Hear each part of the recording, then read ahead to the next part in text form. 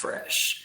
Hey guys, it's Ted Bogert. Welcome back to the TED Show. You know how much I love our musical guest, and today we have the incredibly talented, he's got this hair for miles. The one and only Greg Hoy is with us. I love the title of your show that you picked. Ladies and gentlemen, we are floating in space. You're going to tell us a little bit about that. Welcome to the show, Greg. How you doing today?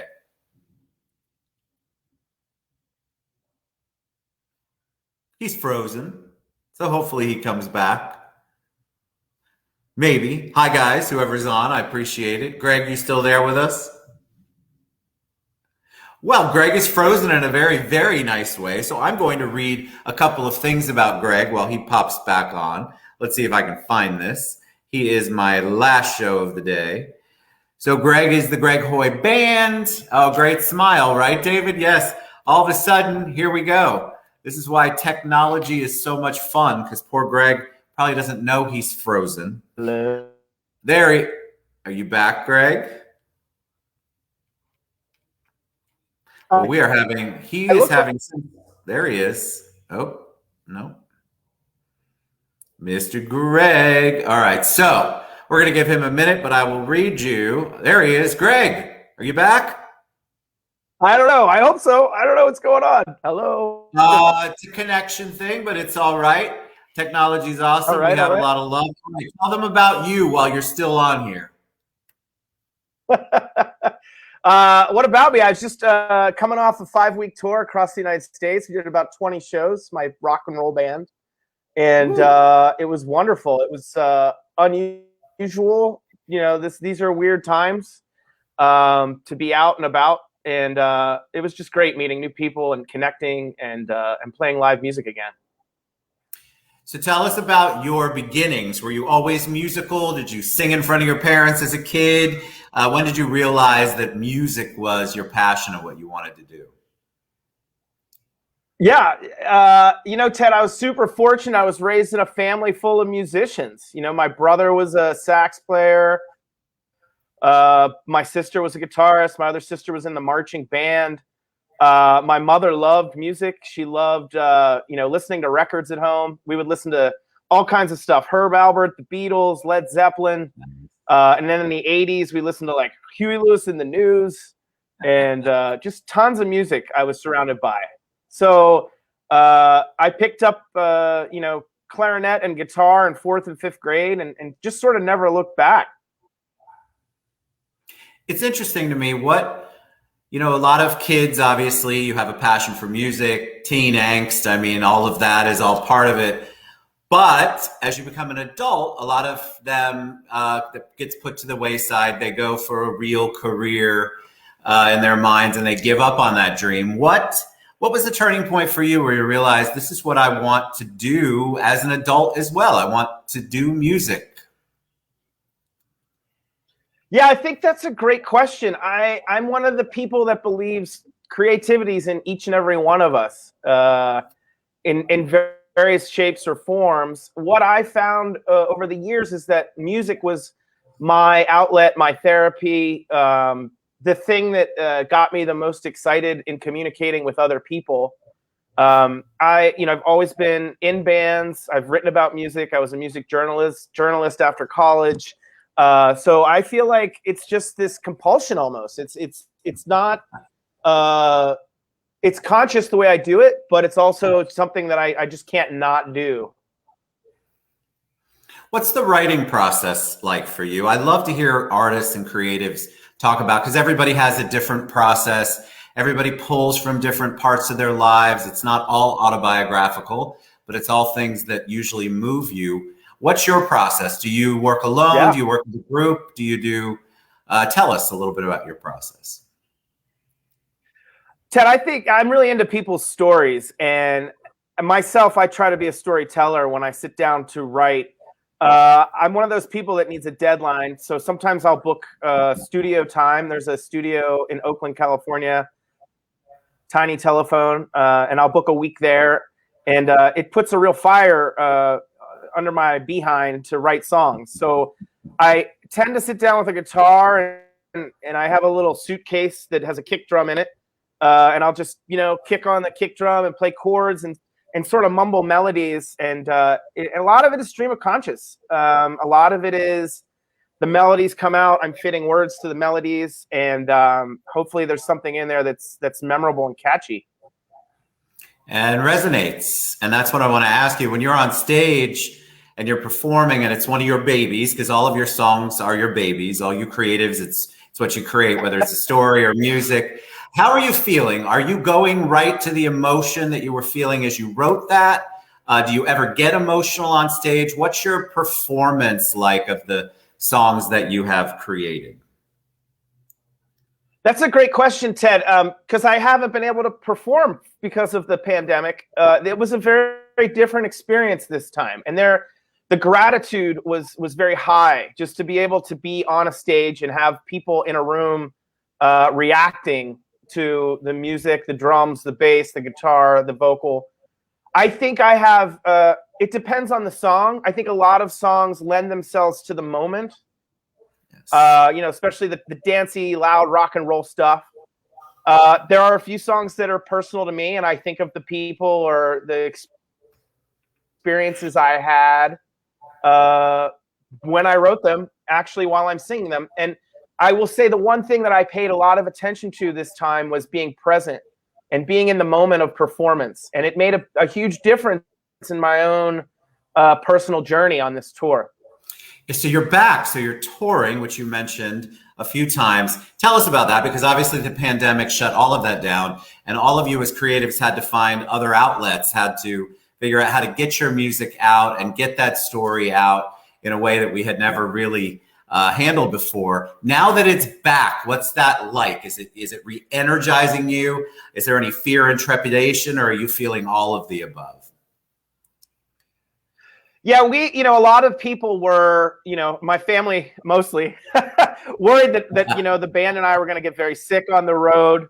And we didn't. We took all the great precautions. We certainly met a lot of people that, are I'm going to say emotionally and mentally spent. They're over it in one shape or form. They're over a lot of the constant barrage of messaging that's been happening through media and social media.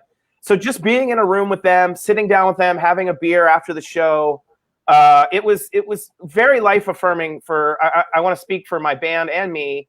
And I also think for the people that came out. I think that, some of the shows were not as well attended as maybe they could have been. And some of those, the people we talked to said, yeah, like club owners, people are still in some areas, they're nervous to go out. They're nervous to be in a crowd and celebrate life. So the people that were there, we had some fantastic shows as well. But even in the small, the celebration of the moment. I think the celebration is so important. Tell us, we had a couple questions before we went live, and then you're going to sing just a quick little ditty for me. I don't know what that means, but I'm excited. Before we went live, we had some people who said that they are starting in the music business. They decided that it's their passion they want to follow. Do you have any words of wisdom looking back, something that you did that was great, something you did that maybe wasn't so great? Maybe give them some nuggets they can take with them if they want to pursue the same. Yeah, the first thing I'll say is do it. Sit down with whatever musical element you have and a pen and paper or a laptop or your phone and just write. Just get out the whatever is inside you, get it out and feel what it's like to create a song. I would say the second thing is not to worry too much about feedback and the audience, especially early on. If I could give myself a little bit of if I could pat my old self on the back, I'd say, don't be so hard on yourself to think that it has to be perfect or it has to be some great, amazing thing. It just has to exist. And, I've written over 500 songs in my career, and I listen to some of them now and I laugh or I cry or I cringe. But each one of them was a step. It was a learning moment. And that's what I always tell people that are getting started, just just do the thing. And so much of the great music that you like, it was people just, as Brene Brown says, just stepping into the arena and just letting their voice go. I love Brene Brown. All right, so you don't have your guitar, but you're still going to give us a little ditty. And so I'm going to take myself off, sing some bars for us, tell us what you're going to sing, maybe the story behind it or whatever. And let's hear some of the talented Greg Hoy. I totally forgot the guitar in the van, and I'm in a hotel room in Wyoming right now. But we have a song. It's a song I wrote about 10 years ago that actually I just put out as a single and a video. It's called Highway 101. And again, this is kind of contradictory to what I just said, but it just hit over 100,000 plays on Spotify, which is for me, it's a big deal. It's not. I wouldn't say it was a goal. Yeah, thank you. I wouldn't say it's a goal, but it's nice to know your music is connecting to that many people. So I'm just going to briefly tell you, it's a fictitious song. It's one of the first songs I wrote where I tried to tell a story, and I'm just going to sing a cappella the first verse and the chorus. Fantastic. So it goes a little something like this. We went driving down Highway 101 outside of Salinas. We had the radio on with the top down and no space between us. But I had to act my age, though you were quite the sage. And those back roads would never be the same again. Now we stopped for snow cones from a roadside senorita. That treat was sweet, but man, your smile was so much sweeter. So I took a cue from you. You told me what to do. And those back roads would never be the same again. All right, now here's the chorus. Everybody's got their own religion, and everyone's a priest in their own church, a judge and jury of their own decision. Recognize alone just what it's worth.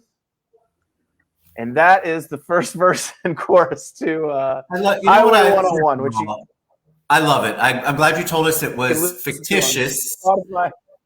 But you know what? It's so hard. First of all, that was great. I loved it. I can't wait to hear it. Tell us again the name of it. It's called Highway 101, and it's literally, I wrote it about a highway in California where when I was 14, I had when you're 14, everything's new and exciting and fun, and I had an experience in a convertible, and it became this song, 20 years later. It takes a lot to sing a cappella. I think people don't realize. And you can tell a lot by musical talent when somebody sings a cappella, when there's not all sorts of bells and whistles behind them, auto-tune, all that good stuff. I loved it. I want people to go out and get Highway 101, which is on Spotify and all of your music platforms. But what's the best way, Greg, for them to find you, support you, follow you, download your music? And by the way, you want to download and buy their music. Creatives need us to support them. So tell us the best way. Well, I'm a huge fan of, it's called Bandcamp, BANDCAMP, and it is a streaming platform. However, you can spend money on things like hats, and we actually do vinyl records. I don't know if people remember those.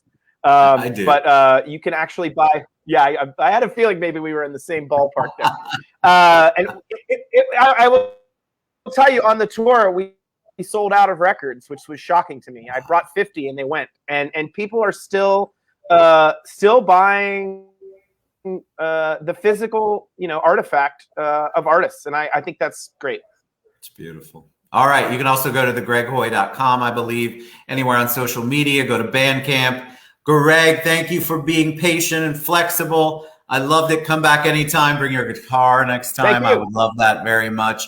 Thank you so much. Y'all get behind these creatives like Greg. It's so important we support them, listen to their music. These are their babies, their stories that they want to share with you. And so let's show them some support. Thank you, Greg. Thank you, guys. We'll see you guys soon. Bye, everybody.